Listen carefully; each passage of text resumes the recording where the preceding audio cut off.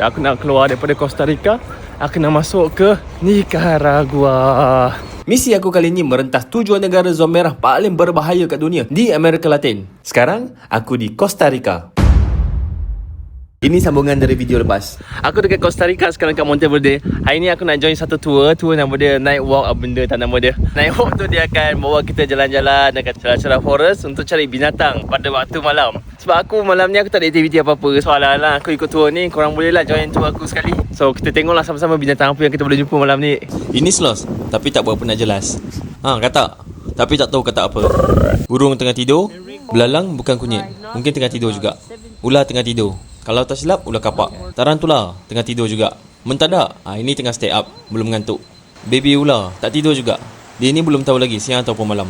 Kalau jengking, ni menarik. Kalau bagi lampu UV, dia akan mantul balik. Aku memang kurang pandai lah nak menghayati binatang. Guide tu dah terangkan bersungguh-sungguh, tapi CPU otak aku macam proses slow sangat. Tak dapat nak tangkap. Sorry lah korang. Aku tak tahu pula Monteverde ada kawasan yang havoc macam ni. Ada pula pekan yang meriah. Meriah. Agak havoc. Kau jangan bayangkan dia punya havoc dia macam betul-betul havoc. Bam. Tak.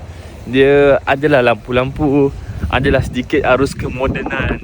Aku je buat tour je lah, jalan-jalan sikit ke area Monteverde punya pekan. Kot lah, manalah tahu korang ada nak datang sini ke apa ke. At least kau tahulah pekan Monteverde dekat Costa Rica macam mana. Macam ni yang rupa dia.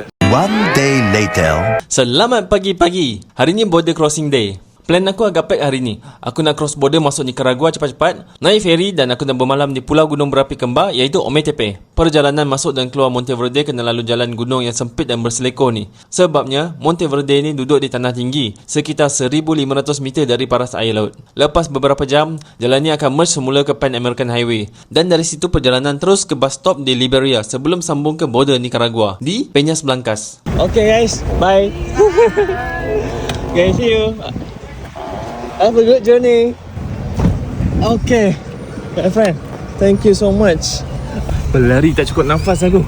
Sampai-sampai bas kata tinggal 2 minit je. Aku nak pergi toilet lagi. Nasib baik aku dah masuk bas.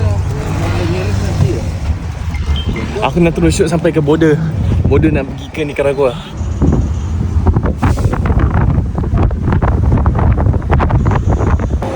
So I need to just walk there? Yes, inside is bus migration. Oh, okay. Okay. Gracias. Gracias, señor. Macam biasa, tak senang duduk betul lah nak cross border. Aku nak keluar daripada Costa Rica. Aku nak masuk ke Nicaragua. Okay, aku dah sampai immigration.